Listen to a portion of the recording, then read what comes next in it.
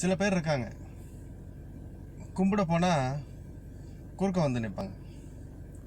ஆனால் நம்ம கடவுளை கும்பிடவே தேவையில்ல, கூடவே வருவார். ஸோ கும்பிட போன தெய்வம் குறுக்க வந்துச்சுன்னு சொல்கிறத நிப்பாட்டிட்டு கும்பிடாமலே கூட வந்தார் ஐயா. அவர் எவ்வளோ பெரியவர். இன்னைக்கு எத்தனை பேர்த்து கூட அவர் போகிறார், எத்தனை பேர்த்து கூட அவர் இருக்கிறார். நீ என்னை காணும் முன்பதே நான் உன்னை கண்டேன். கருவில் நீ எப்படி ஐயா கடவுளை கண்டுவ? கருவில் உங்கள் அம்மா அப்பா யாருன்னே உனக்கு தெரியாது. ஆனால் அப்போவே அவர் உன்னை கண்டுட்டார். இனி நீ பிறந்து வந்து கும்பிட போகிறப்போ குறுக்க வந்து நிற்க போகிறாரா? கும்பிட நீ போகும்போதே கூட வர்றவர் ஐயா நம்ம கடவுள். ஆமேன். எத்தனை பேர் விசுவாசிக்கிறீங்க? அதை குறுக்க வர்றவர் இல்லை, எப்பயும் கூடவே இருப்பார். அதனால தான் வசனம் சொல்லுது, நான் உன்னை விட்டு விலகுவதும் இல்லை, உன்னை கைவிடுவதும் இல்லை. அப்படின்னா கூடவே இருக்கிறாருன்னு அர்த்தம். கும்பிட போனேன் குறுக்க வந்துச்சு இல்லை, அது தப்பு. அப்புறம் சொல்லுவாங்க, கடவுள் நமக்கு வாழ்க்கையில் எதை கொடுத்தாலும் முன்குறிச்சி தான் கொடுப்பார். அந்தந்த நேரம் சந்திச்சுக்கலாம். நான் உன்னை பிறக்கும் நீ கருவில் உருவாகும் முன்பதாகவே நம்ம வந்து உலகத்தில் வாழ்கிறதுக்கான எல்லா வழிகளையும் ஆயத்தம் பண்ணி வச்சிருக்கிறாருங்க. நீங்கள் எப்படி சொல்ல முடியும், என் வாழ்க்கையை நான் தான் முடிவு பண்ண போகிறேன், நான் அவங்கள கட்ட போகிறேன், இப்படி பிஸ்னஸ் பண்ண போகிறேன், இப்படி நோ. நீ என்ன தான் பண்ணாலும் தேவனுடைய திட்டப்படி அந்தந்த இடத்துக்கு கரெக்டாக வந்து நாங்கள் நிற்ப. அது தேவன் உனக்கு கொடுத்த கட்டளை.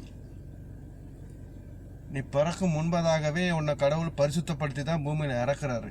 நீ வந்து குப்பையாளி தலையில் போட்டுக்கிறதுக்கு கடவுள் மேலே பாரத்தை தூக்கி போட்ட, உலகம் பாரத்தை எல்லாம் தூக்கி தான் அவர் சுமந்தார்.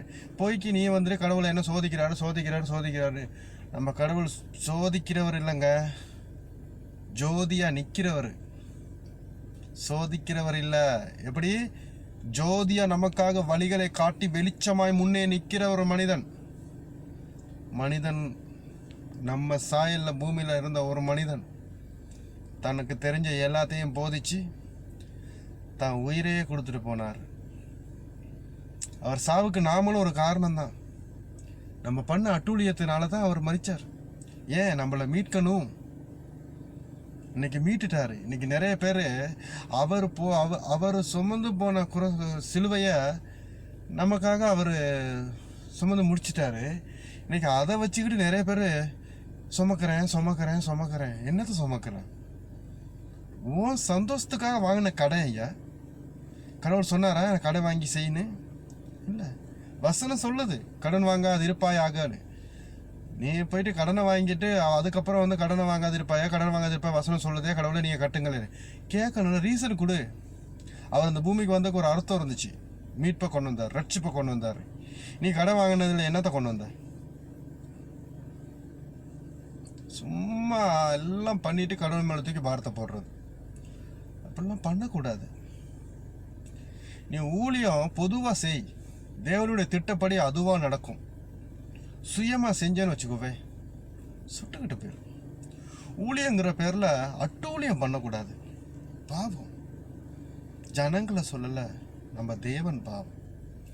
நம்மளை நம்பி இந்த உலகத்தையே ஒப்படைச்சிட்டு போயிருக்கிறாரு. நீ உன் சபையை கட்டி பிடிச்சிட்டு அழுகிற.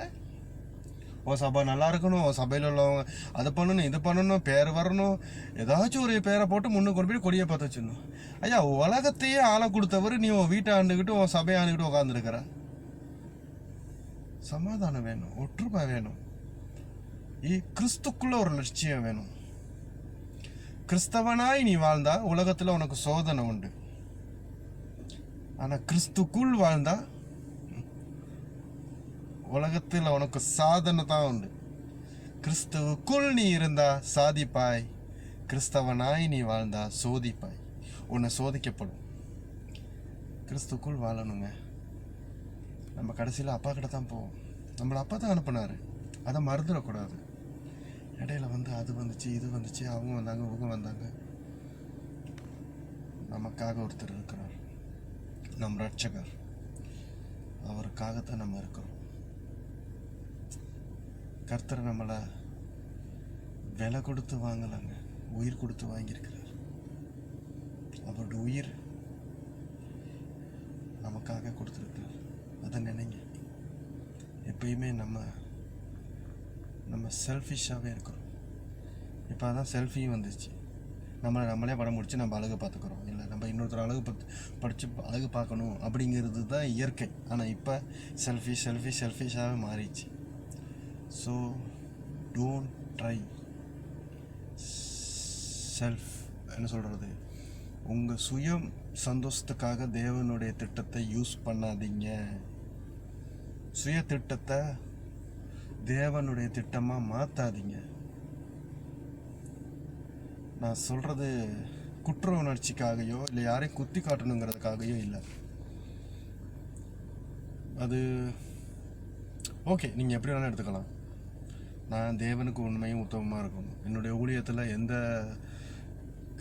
எந்த ஒரு ஐஸும் இருக்கக்கூடாது. ஸோ ஓகே, இந்த சந்தர்ப்பத்துக்காக நன்றி. தேவன் நாமம் என்றென்றும் மகிமைப்படட்டும். இன்னும் அடுத்த எபிசோடில் நான் உங்களை சந்திக்கிறேன். இயேசு கிறிஸ்துவின் நாமத்தில். ஆமென்.